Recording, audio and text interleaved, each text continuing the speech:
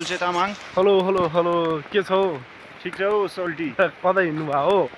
सोल्टी म त यसो गोसाइकुण्डतिर हिँडेको नि मजा आएर खाने गजब गजब वेलकम टु माई भ्लग त्यो गर न यो क्यामेरा पुछेर अगाडिको क्यामेरा हुँदैन त्यसलाई राम्रै कपडाले पुछेर गर के क्लियर आउँछ welcome to my vlog this is काममा स्वागत वेलकम टु स्वागत अफ द डेट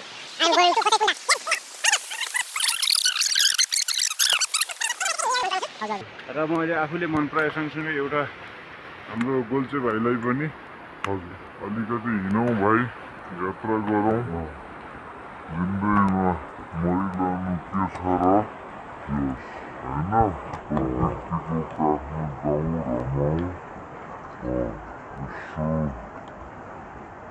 देशको सुन्दरता हेरौँ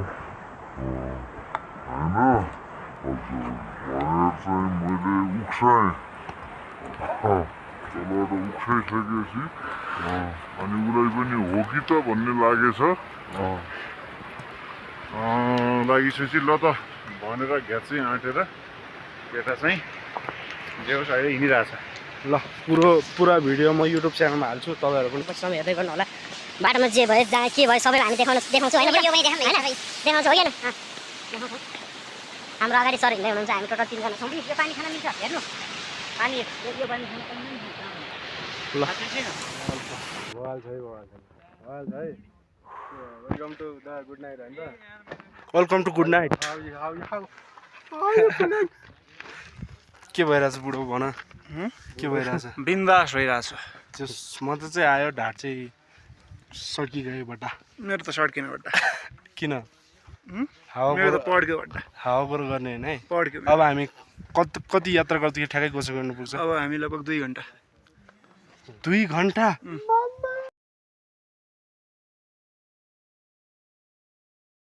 अझ 2 घन्टा गर्छौँ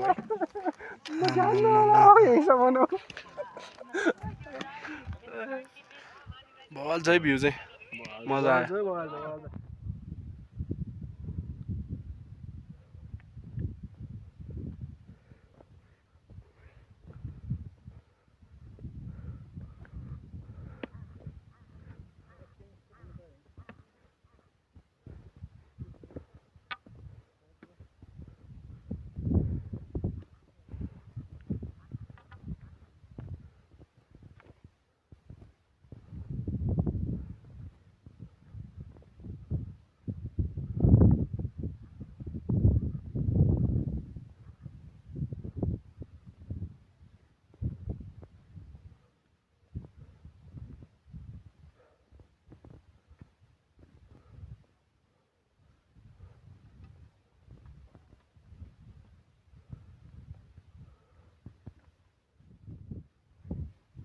आयो आया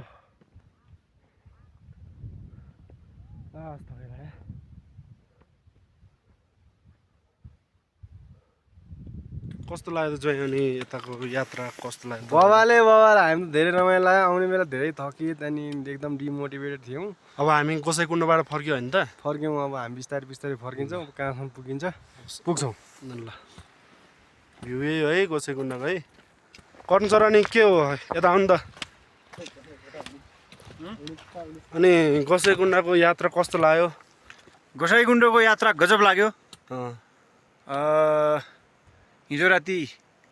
अलिकति अक्सिजनको मात्रा कम भयो निन्द्र लागेन अलिकति निन्द्रा लागेन केटाहरूलाई म चाहिँ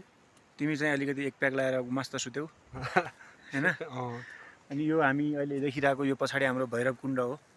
यो कुण्ड भैरव हो यहाँ अगाडि यो माथि यस्तो यो माथि यो हाम्रो यो भित्र चाहिँ गोसाइकुण्ड छ गोसाइकुण्डमा हामी दर्शन गरेर नुहाएर एका बिहानै डुबुल्की मारेर अनि अब लगभग हामी अब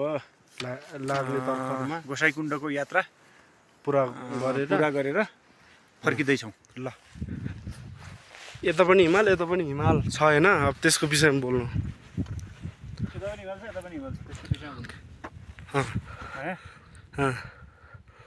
यता पनि हिमाल छ हिम श्रृङ्खलाहरू छन् पुरै हिम श्रृङ्खलाहरू काला पत्थर बनेका छन् हिउँ कमै मात्रामा देख्न पाइन्छ यो वातावरणीय असन्तुलन हुन सक्छ हामी गोसाइकुण्डको यात्रामा गयौँ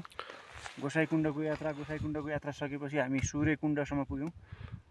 र एकदमै कठिन एकदमै गाह्रो यात्राका बावजुद पनि हामीले जे होस्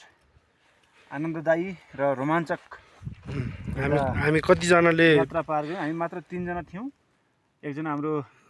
धीरज गुरुङ हुनुहुन्छ, त्यसपछि हाम्रो दिपेश तामाङ भाइ, म गोल्चे भनेर बोलाउँछु, हामी छौँ। हामीले एकदमै रमाइलो सँगसँगै यात्रा गऱ्यौँ ल हैन त।